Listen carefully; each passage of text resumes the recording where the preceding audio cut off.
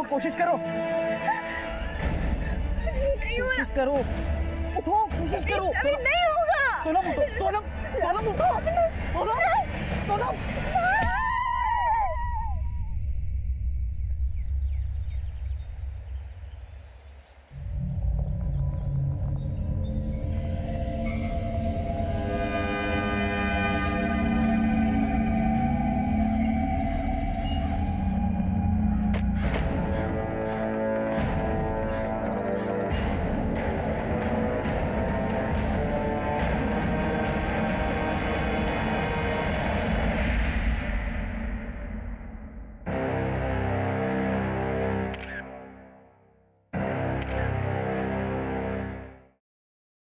Sir ये तो जिंदा है।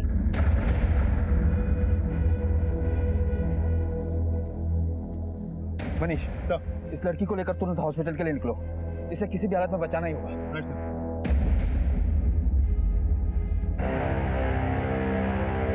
सर ये देखिए खून, हत्या के लिए शायद यही पत्थर इस्तेमाल किया गया था, वहां पड़ा हुआ मिला। इस पत्थर को फौरन लैब में टेस्ट के लिए भेजो। पता नहीं कि बारिश के बाद फॉरेंसिक टीम को इस पर कुछ मिलेगा भी या नहीं।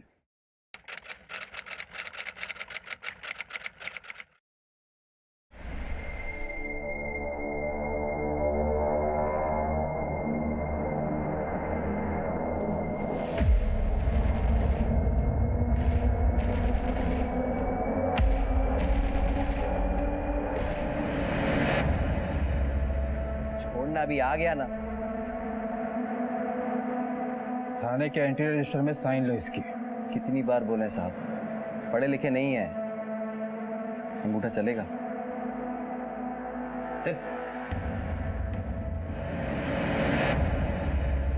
राकेश बहुत ही संकी किस्म का आदमी है।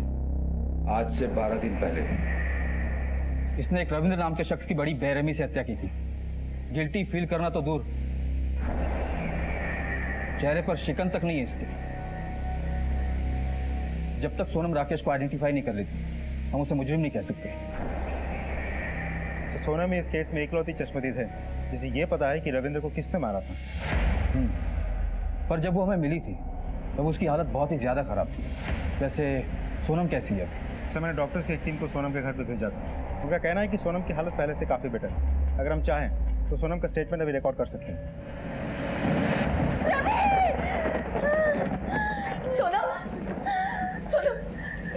क्या हुआ? क्या हुआ? फिर कोई डरावना ख्वाब देखा क्या?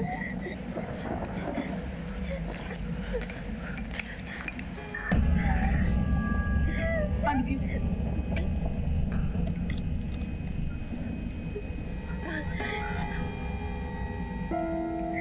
सुनो, संभालो अपने आप को। हम तुम्हारा दर्द सिर्फ समझते नहीं, महसूस भी करते हैं। आखिर हम रवि की माँ हैं।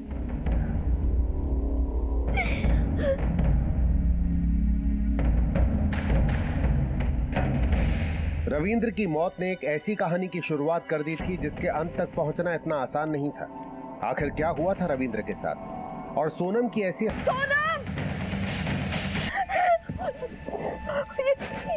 क्या कर रही हो? पागल हो गई हो? तुम इस तरह हाथ नहीं मान सकती। रवि के कातिल को हम ही सजा दिलाना चाहते हैं।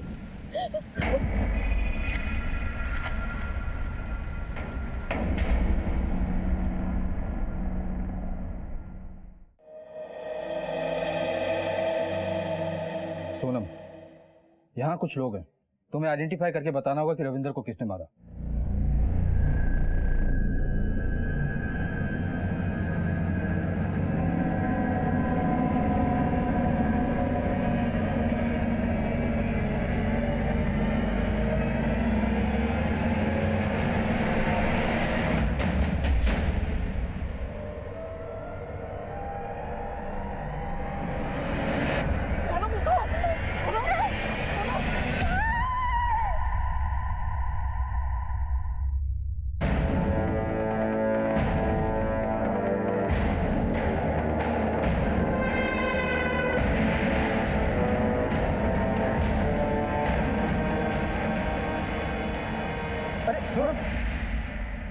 सर लगता है अभी भी ट्रॉमा में है।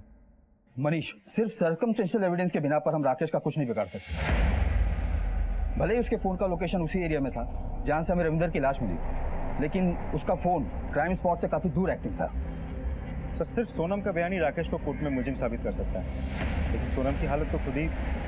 सर कहीं ऐसा तो नहीं कि सोनम जानबूझ के राकेश को आइडेंटिफाई करने से बचाने की कोशिश कर रही है? पर वो ऐसा क्यों करेगी? रविंदर और सोनम एक दूसरे से प्यार करते थे और भागकर शादी भी की उन्होंने। और तो और रविंदर को राकेश ने सोनम की आंखों के सामने मारा था। सर अक्सर भाग के शादी करने वाले लोग शादी के बाद उल्टा एक दूसरे से भागने लगते हैं, तो ऐसा भी तो हो सकता है कि शादी के बाद इन दिनों में प्यार व्यार कुछ बचा ही ना हो। और जो क्राइम स्पॉट से हमें पत्थर मिला था, उस पर कोई फिंगरप्रिंट वगैरह? सर लैब में टेस्टिंग जारी, बहुत जल्द रिपोर्ट मिल जाएगी। गुड सर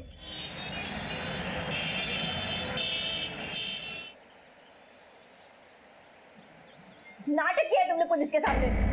अरे तुम तो चाहती नहीं हो कि राकेश को सजा हो। तुम ऐसा कैसे कह सकती हो? उसने हमारे रविंद्र को मारा। रविंद्र सिर्फ हमारे हैं, तुम्हारे नहीं। और वैसे भी उन्हीं की तरह धोखा देना तुम्हें भी अच्छे से आता है। कभी भी पलट सकती हो तुम। अर्चना, तुम हमारे बारे में ऐसा कैसे बोल सकती हो? हम दोनों तो फ्रेंड्स। अच्छा हुआ तुम मिल गई, वरना हम तो इतनी टेंशन में थे कि कैसे लोग होंगे, कैसी जगह होगी। तुम भी मेरठ से, हम भी मेरठ से, बहुत मजा आएगा। सच में हम भी ना यहाँ बहुत बोर हो जाते थे, पर अब तुम्हारे जैसी साथी मिली है ना, हॉस्टल लाइफ के मजे हो जाने। हाँ। हमें क्या पता था कि जिसे हमने मदद का हाथ आगे बढ़ा के दिया, वो हमारा ही हाथ खींचकर हमारी ही जगह ले लेगा। सहेली से सौतन का सफर तुमने तय किया, हमारे ही सुहाग पर डाका डाल दिया तुमने।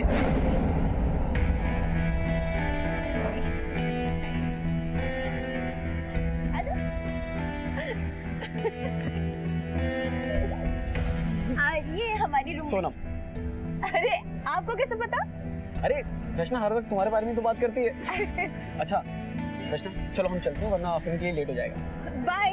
अच्छा सुनो सुनो, हम साथ में फिल्म देखने चले। अरे ये तो और भी बढ़िया हो जाएगा। अरे आप दोनों जाइए ना, मैं कबाब में हड्डी नहीं बनना चाहती। कैसी बातें कर रही हो? देखो ज्यादा देर की ना तो सलमान की फिल्म है, फिर टिकट नहीं मिली तो हमें मत कहना। चलो चलो चल। अरे पता नहीं वो कौन सी मनहूस घड़ी थी कि हमने तुमको जाकर रविंद्र से मिलवा दिया। लोग तो अपने पैर पर कुल्हाड़ी मारते, हमने तो अपना पैर ही कुल्हाड़ी पर दे मारा। हमारा कोई मकसद नहीं था तुम्हारी सौतन बनना। ये सब किसी के हाथ में नहीं होता। ये रिश्ता कैसे बन गया पता ही नहीं चला। हम दोनों को एक दूसरे से प्यार कैसे हो गया कुछ पता ही नहीं चला। अरे झूठी हो तुम, एक नंबर की झूठी हो। रचना, दिन रात बहू को परेशान करना बंद करो। तुम्हें दिखाई नहीं देता वो कितनी तकलीफ में है? बेवकूफ बना रही है आप सबको। आप लोग को समझ में क्यों नहीं आता? एक शब्द भी और बोलने की जरूरत नहीं है। हमें सोनम पर पूरा भरोसा है, शायद तुमसे भी ज्यादा। चलो यहां से।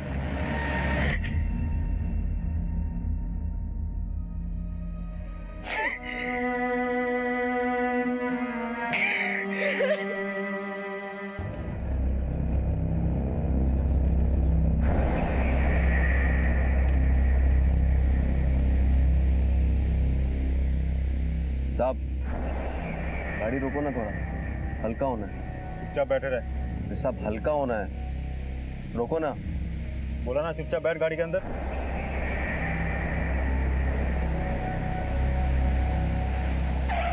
संभाल के, संभालो गाड़ी।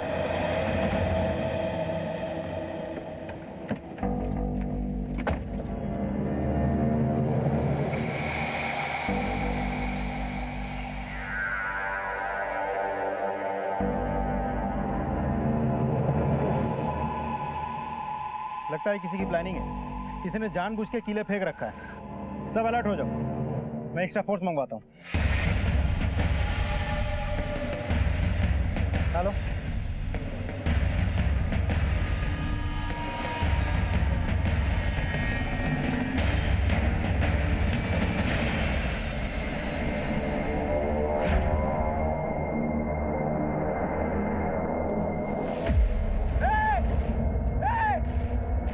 के रखो इसको, देखता हूँ मैं।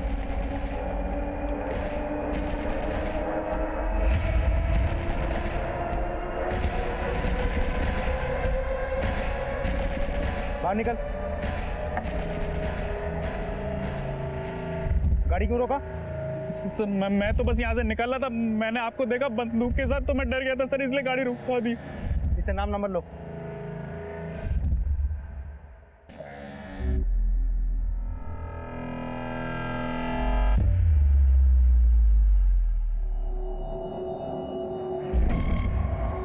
साहब राकेश भाग गया।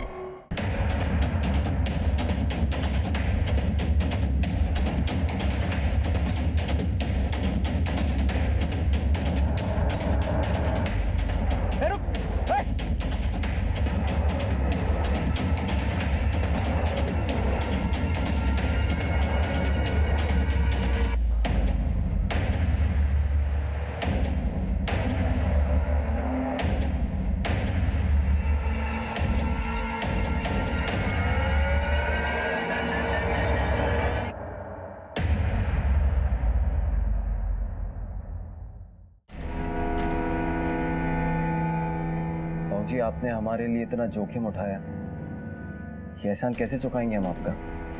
तुम्हारे लिए तो हम सब अपने सर भी कटा सकते हैं। लोग भले तुम्हें खलनायक समझे, लेकिन हमारे लिए तुम ही हमारे नायक हो। अब एक बात ध्यान से सुनो, तुम्हारे लिए हमने छुपने का इंतजाम किया है। अब देर मत करो, तुम्हें निकलो, संभाल के लेके जाना। जी बाबा जी।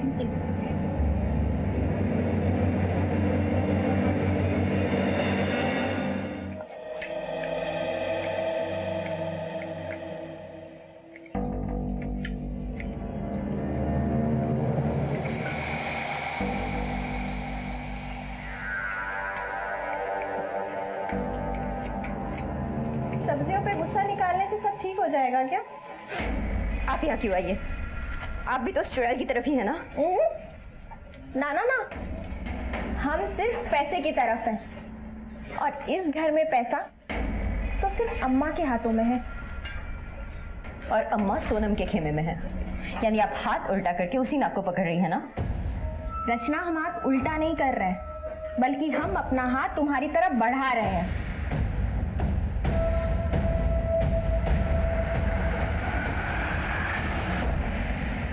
मनीष, ये 100% राकेश के लोगों का किया हुआ है। हो ना हो, इसका मास्टरमाइंड भूपेंद्र सिंह ही होगा। इससे पहले भी राकेश को बेल दिलाने के लिए उसने अपने समाज के लोगों के साथ बहुत बड़ा तमाशा किया था। राइट सर, मुझे भी ऐसे लगता है। इस चाल से भूपेंद्र ने कोई बाजी तो नहीं मारी है, लेकिन हाँ, इस खेल की अगली चाल में इलाका भले ही उनका हो, पर इस बार धमाका हमारा ही होगा।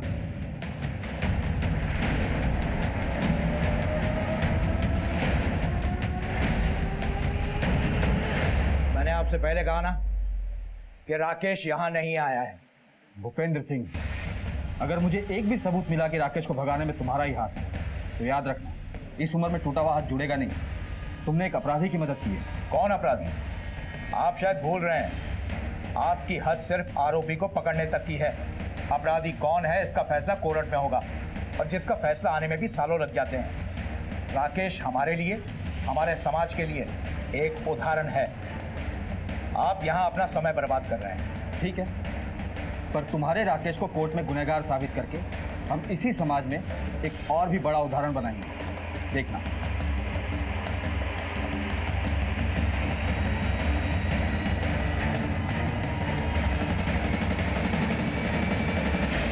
सर, इस भूपेंद्र सिंह की शक्ल देखी लगता है हमसे कुछ छिपा रहा है। 2 कांस्टेबल से कहो इस पे 24 घंटे नजर रखें। इसके एक एक सेकंड की डिटेल चाहिए मुझे।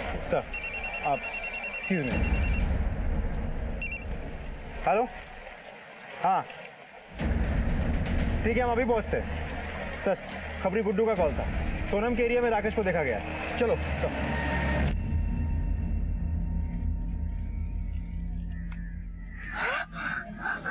राकेश, ये क्या कर रहे हो तुम?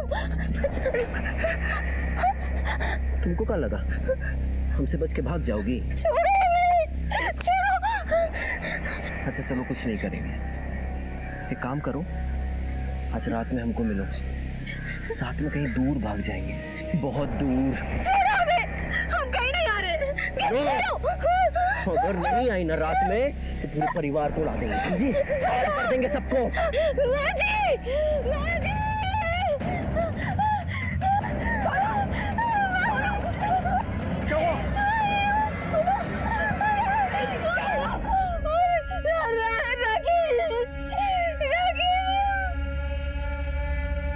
संभालो इसे छोड़ेंगे नहीं हम। तो तुम लोग देख क्या रहे हो? ले जाओ इसे अंदर।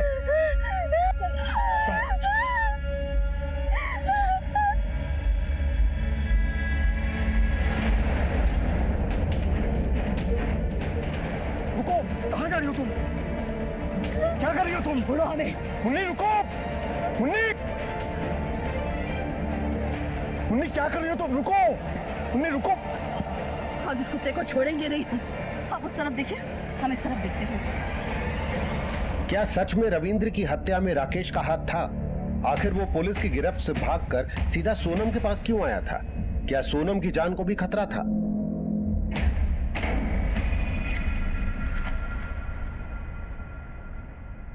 सही तो किया उसने। ये विधवा थोड़ी ना है। रविंद्र की पहली, हमारा मतलब रविंद्र की पत्नी सिर्फ हम हैं, और उसके बाद एक मर्द की जिंदगी में चाहे कितनी भी औरतें आ जाए। पता है ना शालू दीदी, ऐसी औरतों को क्या कहते हैं?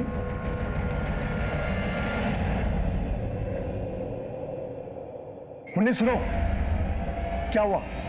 मिला वो? भाग गया।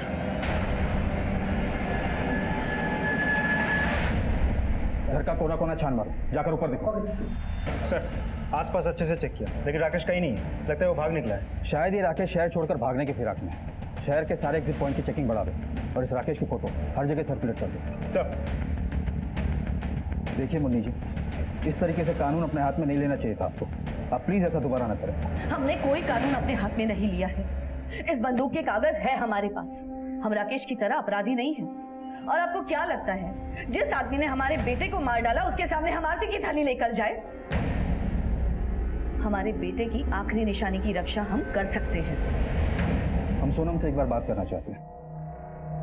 वो अपने कमरे में है, बहुत डरी हुई है। इस वक्त वो किसी से बात करने की स्थिति में नहीं है। ठीक है, हम उसकी सिक्योरिटी के लिए कांस्टेबल अलॉट करते हैं। सर, कहीं नहीं है। कांस्टेबल पांडे से कहो कि इनकी सिक्योरिटी के लिए यहीं रुके। ये राकेश यहाँ दोबारा आ सकता है। सर,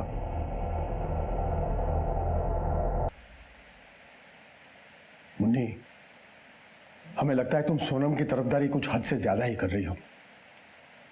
हाँ, मानते हैं वो अच्छी है, उसके पेट में हमारे परिवार का चिराग पल रहा है, लेकिन हमें रचना के बारे में भी तो सोचना चाहिए। हम रचना से भी उतना ही प्यार करते हैं, पर सोनम की कोख में हमारे घर का चिराग पल रहा है और हम किसी भी कीमत पर रवि की आखिरी निशानी को कुछ नहीं होने देंगे। अम्मा, हम सोनम से बहुत प्यार करते हैं और एक दूसरे के बिना नहीं रह सकते, और उसकी कोख में हमारा अंश पल रहा है।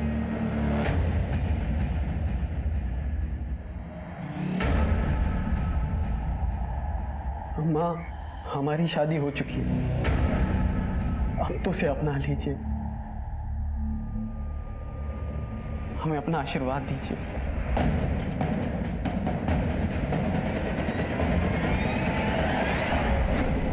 बस हम रवि की इच्छा का ही मान रख रहे हैं।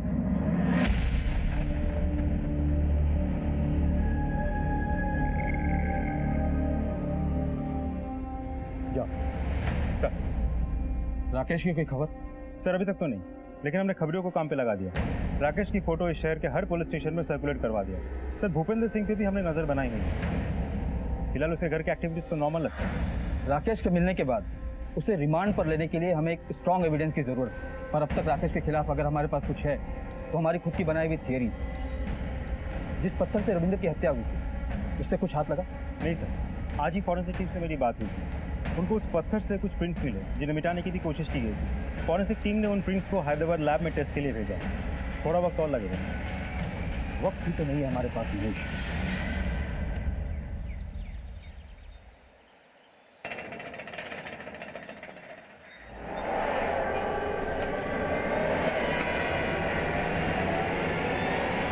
अरे खून! मुन्नी मासी, बाबूजी!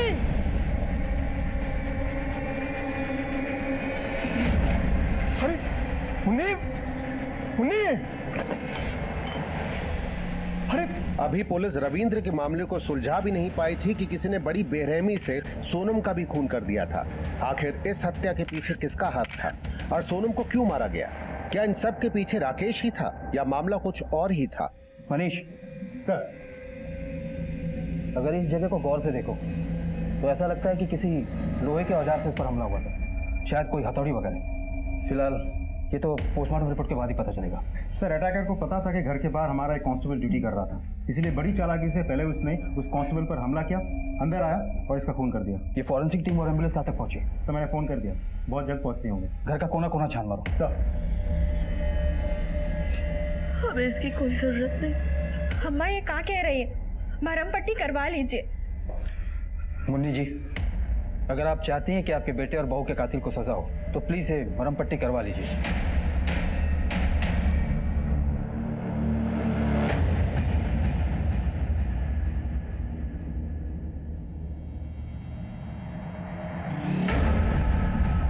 क्या आप बता सकती हैं कि एग्जैक्टली क्या हुआ था?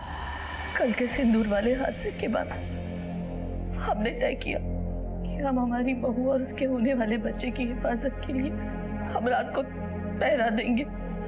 इसीलिए हम रात को जगे हुए थे और अचानक सुबह सुबह के वक्त हमें आवाज आई। हम बाहर गए तो किसी ने हम पर पीछे से वार कर दिया और जब हमें होश आया तो सब कुछ लुट चुका था।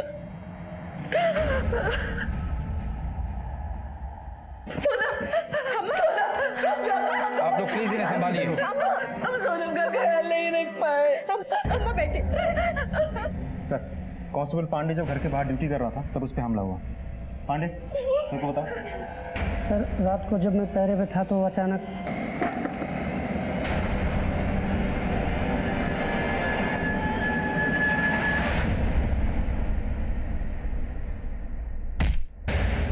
हमलावर का मकसद सिर्फ सोनम को मारना था और उसने मारा और बाकियों को सिर्फ बेहोश किया। सर बात तो बहुत अजीब है। आप लोगों में से किसी ने कल रात कुछ देखा या सुना था? हाँ, हमने देखा था। कल रात को हमें प्यास लगी थी तो हमारी नींद खुल गई। तभी हमने खिड़की से देखा कि किसी की परछाई थी। सर, हमारे कमरे की खिड़की से तो घर के पीछे वाला रास्ता दिखाई देता है। चलिए दिखाइए। हाँ। आइए सर, इस तरफ। सर, ये है। पूरा एरिया अच्छे से छान मारो, जरूर कुछ ना कुछ हाथ लगेगा। सब जाओ।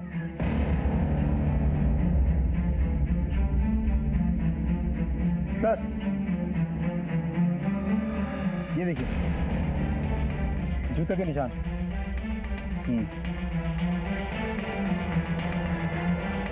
ये जरूर उस कातिल के जूतों के निशान है जिसने सोनम की हत्या की और फिर फरार हो गया।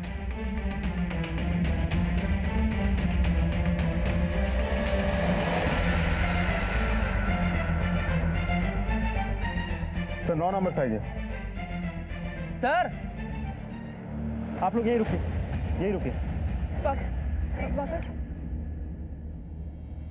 सर देखिए, हथौड़ी। तो कातिल ने मर्डर वेपन यहाँ फेंक दिया, इसे फॉरेंसिक के लिए भेजो। देखो फिंगरप्रिंट्स मिलते हैं क्या? सर आपको एविडेंस पाउच में। सर सोनम की हत्या में मेरी शक की सुई बार बार राकेश की तरफ ही घूम रही है। हमें जल्द से जल्द इस राकेश को ढूंढ निकालना होगा। अगर ये काम उसने खुद नहीं किया तो उसके किसी हिमायती ने किया होगा। और ये भी हो सकता है कि घर का ही कोई फैमिली मेंबर इस राकेश से मिला हो और उसे सह दे रहा हो। इस घर की जो बड़ी बहू है शालू, उसका पति क्या है? सर उसका नाम है अजय, काम के सिलसिले में इन दिनों दिल्ली में रहता है। इस फैमिली में जितने भी जेंट्स मेंबर उनके जूतों के निशान और साइज को उस निशान और साइज से मैच करो। सर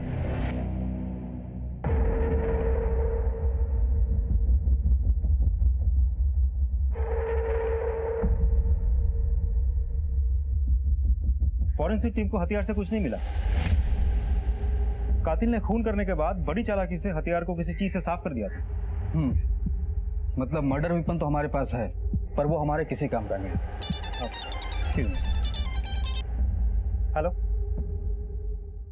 हाँ ओके सर। कलबरी चौक के बाइक पेट्रोलिंग पुलिस टीम ने राकेश को उनके एरिया में देखा था। राकेश को? जी सर। उन्होंने जब राकेश का पीछा किया तो पता चला कि वो उसी एरिया के एक सुनसान घर में डेरा जमाए बैठे हैं।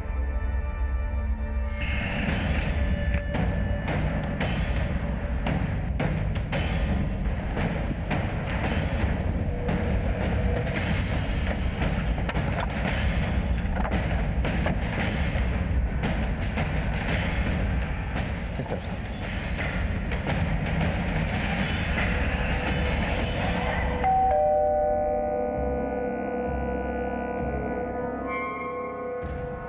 सर अरे ठीक है, बनाया करो यार।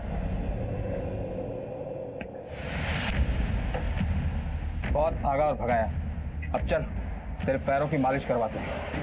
साहब मैं तो पहले तूने रविंदर को मारा, फिर हमारी टीम को धोखा देकर भाग निकला। उसके बाद तूने सोनम और उसके कोख में पल रहे 3 महीने के बच्चे को भी मार डाला। कहा सोनम मर गई? साहब ये कैसे हुआ साहब? अब 1 मिनट भी वेस्ट किया ना तो तेरी खाल खींच लूंगा। चल बता, जब सोनम ने तुझे पिछली बार धोखा दिया था तब तो तूने उसे माफ कर दिया था, इस बार उसने ऐसा क्या किया कि तूने उसे जान से ही मार डाला? जितना मारना पीटना है मार लीजिए, लेकिन अब सच कह रहे हैं, हमने सोनम को नहीं मारा साहब, हम तो उसे बहुत प्यार करते हैं। फिर से शुरू मत होना, हमें पता है कि सोनम तेरी पत्नी थी।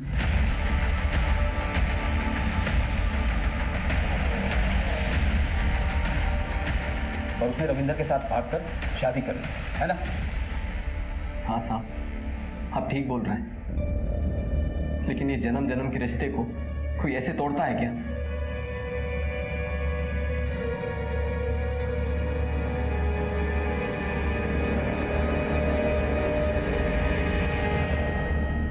क्या हुआ? अभी हम इस सब के लिए तैयार नहीं हैं। दूर हटो हमसे। पापा ने भी एकदम अपने जैसा लड़का पकड़ा दिया।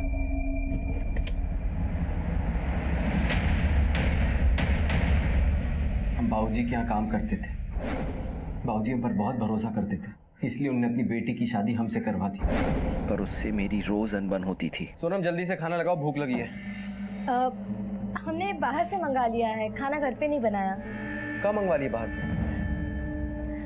पनीर हलीमी। किसी रियासत की राजकुमारी हो, घर पे खाना नहीं बना सकती? देखिए हम पढ़ाई कर रहे थे इसलिए नहीं बना पाए खाना। बंद करो ये पढ़ाई वढ़ाई, समझी? और जाके खाना बनाओ। ना उसे कॉलेज भेजते, ना हमारी जिंदगी इतनी उलझती। सोनम के पेट में रविंद्र का बच्चा था, इस बात ने तेरी मर्दानगी को ठेस पहुंचाई और इसी वजह से तूने पहले रविंद्र और उसके बाद सोनम की हत्या कर दी। हाँ साहब, हमारे तलवे से लेके तालू तक आग लग गई थी, सर पे चढ़ गया था अपमान, लेकिन इसका मतलब ये नहीं कि हम किसी को मार देंगे। अच्छा, अगर तू इतना ही दूध का धुला है तो हमारे कस्टडी से क्यों भाग निकला था? चलिए साहब, मान लेते हैं कि हमने रविंदर को मारा, तो फिर सोनम ने हमारे खिलाफ गवाही क्यों नहीं दी?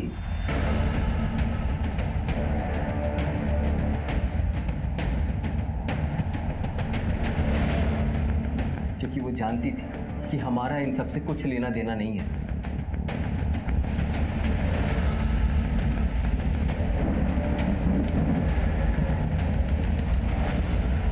सर, राकेश मौके का फायदा उठा रहा है।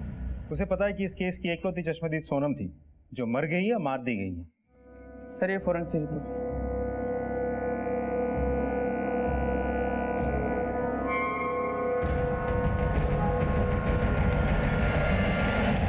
तेरे लिए अच्छी खबर नहीं है, जिस पत्थर से तूने रविंद्र की हत्या की थी उस पर तेरे उंगलियों के निशान मिल गए। मैंने बोला ना, सच बोल। बताते हैं साहब, सब सच सच बताते हैं। हमने ही रविंदर को मारा था साहब। अभी नहीं होगा। सोनम उठो, सोनम उठो। बहुत भगाया है। राकेश छोड़ दो प्लीज प्लीज। राकेश प्लीज, अब हाथ छोड़ते से छोड़ दो प्लीज। नहीं छोड़ सकते। इसे तो नहीं छोड़ सकते, लेकिन तुम्हें इसलिए छोड़ रहे हैं क्योंकि तुम इस गेम की ट्रॉफी हो। अगर तुम हमारी नहीं हो सकती ना, तो किसी की भी नहीं हो सकती।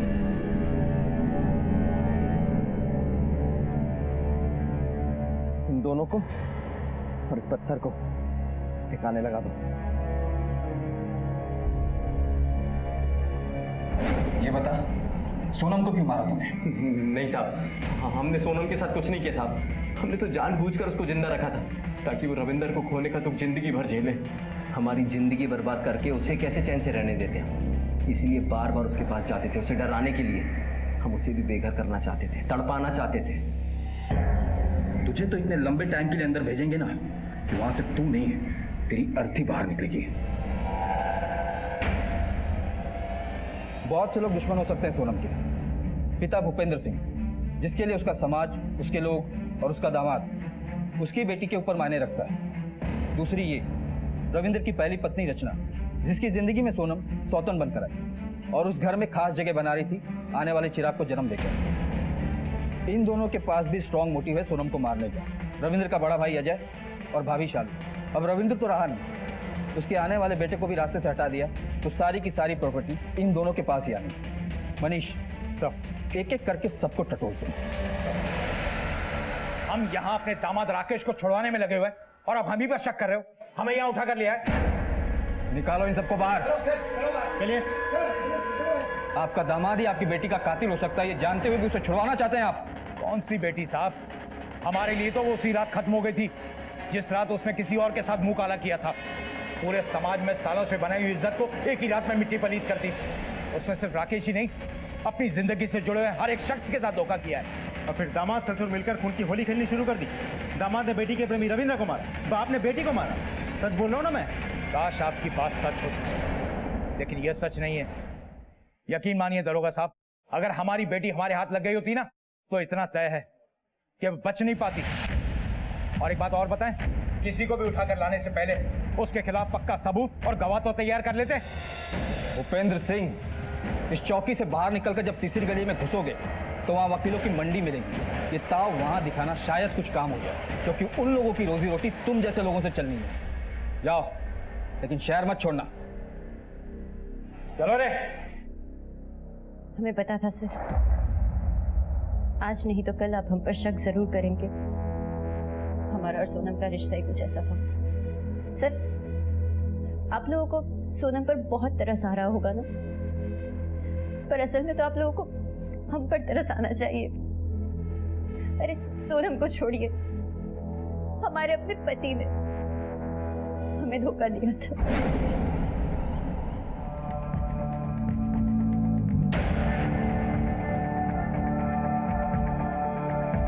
सोनम हमारे बच्चे की मां बनने वाली। हमारे पास उससे शादी करने के अलावा और कोई रास्ता भी नहीं।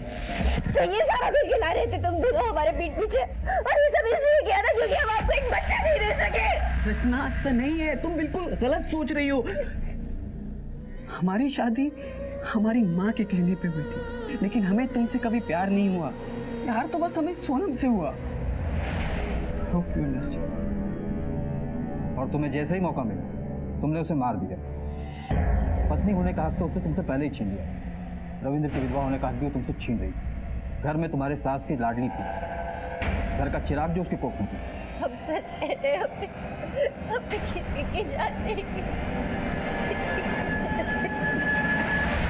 आपको क्या लगता है सर, ये सब रचना ने किया है? हमें जिन जूतों के निशान रचना के घर के पीछे से मिले थे, वो तो किसी मर्द के जूते के निशान लगते हैं। हो सकता है उसने किसी और की मदद ली हो। लेकिन सर, अब तक तो जूते के निशान सिर्फ राकेश से ही मैच हुआ। पर राकेश तो मान ही नहीं रहा, फिर कौन हो सकता है? साहब, जिस रोज हमने सोनम को सिंदूर लगाया था, उसी रोज हमने उसको धमकी दी थी कि अगर वो हमसे मिलने रात को नहीं आई तो हम रविंदर के पूरे परिवार को खत्म कर देंगे। जब उस रात हम उससे मिलने गए तब हमें पता चला कि वो हमें फंसाने के फुल जुगाड़ में है। राकेश, तुमने रवि को क्यों मारा? क्या बिगाड़ा था उन्होंने तुम्हारा? तुम अपने आप को पुलिस के हवाले क्यों नहीं करते?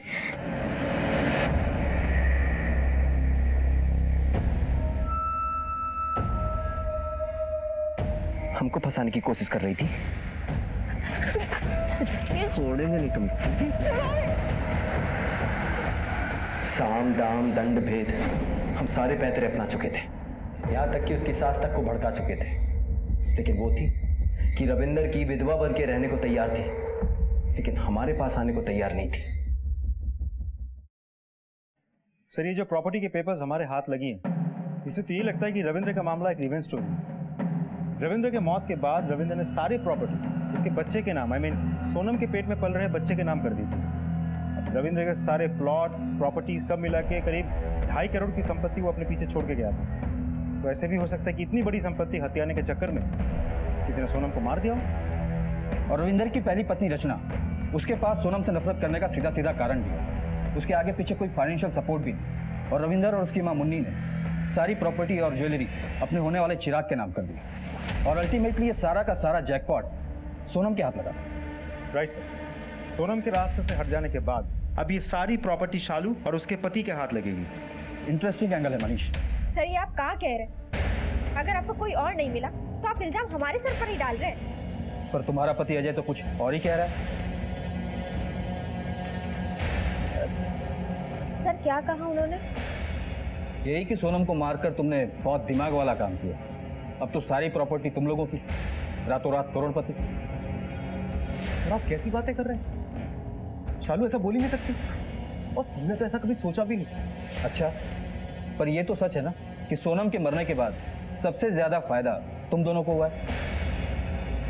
अब रचना के पास खानदान का वारिस तो है नहीं, और तुम्हारे परिवार में वारिस का मतलब करोड़ों की लॉटरी है ना। हाँ सर, आप सच कह रहे हैं। सारी संपत्ति अब हमारे पति और हमारे बेटे के नाम पर ही है। लेकिन सोनम के रहते हुए भी हमारे हाथ में कुछ कम नहीं था। हमें भी ससुराल से बहुत से गहने मिले और साथ ही साथ बहुत सी संपत्ति भी। और सर आपको एक बात बताएं, आप सिर्फ हवा में तीर चला रहे, असली मुजरिम तो कोई और ही है। ये पुलिस का तीर है, हम इसे किसी भी दिशा में छोड़ें, घूम फिर कर मुजरिम के पीछे ही लगता है। सर ये लोग तो कुछ कन्फेस करने को तैयार ही नहीं है। मनीष, इस वक्त भले ही हमारे प्राइम सस्पेक्ट ना हो, पर हम इन्हें कंप्लीटली इग्नोर भी नहीं कर सकते। सब मुझे समझ में नहीं आ रहा, ये राकेश, रचना, शालू और अजय, इन चारों में से अगर किसी ने भी सोनम को नहीं मारा तो फिर मारा किसने? इस केस की हर गली को छान मारने के बाद ये केस एक भूल भुलैया सा दिखने लगा है मुझे। पर मेरा एक स्ट्रॉन्ग इंट्यूशन कहता है कि इस भूल भुलैया से निकलने का रास्ता ठीक हमारी आंखों के सामने है, पर नजर क्यों नहीं आ रहा। मनीष, एक काम करो,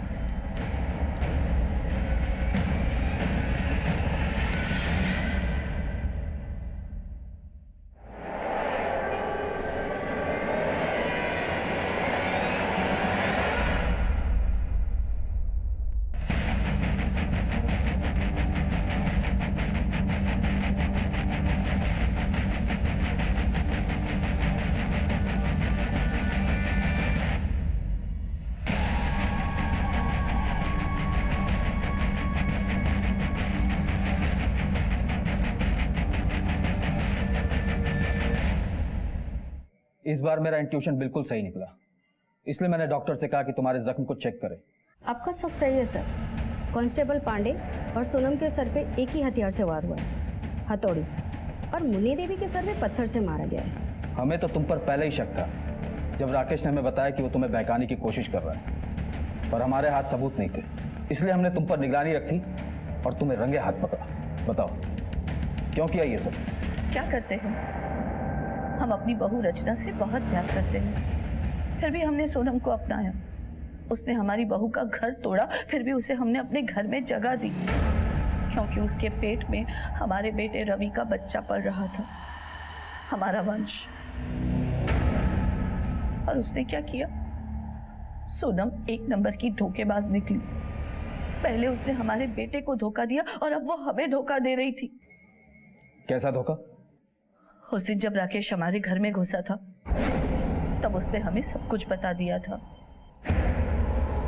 छोड़ेंगे नहीं आज तुम्हें हम। सोनम कभी तुम्हारे बेटे से प्यार नहीं करती थी, ये सब उसकी एक चाल थी ताकि तुम्हारी प्रॉपर्टी और सारी जमीनों पे कब्जा कर सके। सोनम हमारे बेटे से बेहद प्यार करती है, उसके पेट में हमारे घर का वारिस पल रहा है। तुम्हारे घर का? वो बच्चा हमारा है, और देख लेना एक दिन तुम्हारा सब कुछ छीनकर वो हमारे पास वापस आ जाएगी। और अगर अब भी यकीन नहीं है ना, तो आज रात 1 बजे अपने घर के पीछे आ जाना, बाकी की पिक्चर तुम्हें वहीं दिखाते हैं। पहले तो हमें उसकी बात पर बिल्कुल विश्वास नहीं हुआ, पर बाद में हमने खुद अपनी आंखों से देखा हमें बहुत गुस्सा आया, इसीलिए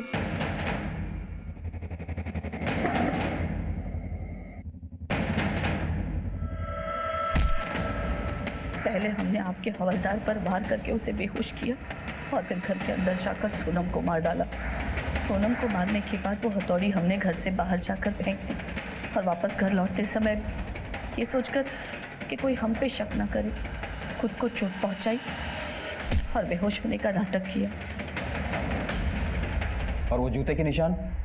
वो हम ही ने बनाए थे, रवि के जूतों से, ताकि आपका शक राकेश की तरफ जाए। हम उसे मारना नहीं चाहते थे, पर हमारे पास और दूसरा कोई रास्ता नहीं था। एक रास्ता हमेशा से खुला था, राकेश पर विश्वास ना करने का। सोनम तुम्हारे बेटे रवि को चाहती थी, ना कि राकेश को। उसके कोख में तुम्हारे बेटे का बच्चा था। वो राकेश की शक्ल तक नहीं देखना चाहती थी, उल्टा उसे जेल भिजवाना चाहती थी। उस रात सोनम राकेश से सिर्फ इसलिए मिली ताकि तुम्हारा परिवार बच सके। आपके बेटे रविंद्र ने सोनम से दूसरी शादी करके अपनी पहली पत्नी रचना से नाइंसाफी की। आपने अपने स्वार्थ में आकर पहले इस रिश्ते को हवा दी और फिर अपनी छोटी सोच में उलझकर उसकी जान ले ली।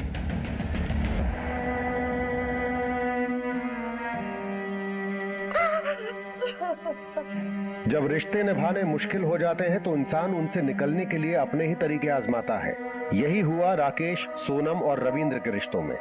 राकेश के बदले ने न केवल सोनम और उसके होने वाले बच्चे की जान ली, बल्कि अपनी फैलाई झूठी नफरत से मुन्नी देवी से हत्या जैसा अपराध भी करवा डाला। जहां अहंकार, बदला और अहम सर उठाते हैं, वहां उलझे हुए रिश्ते तो छोड़िए, सीधे और सरल रिश्ते भी टूटकर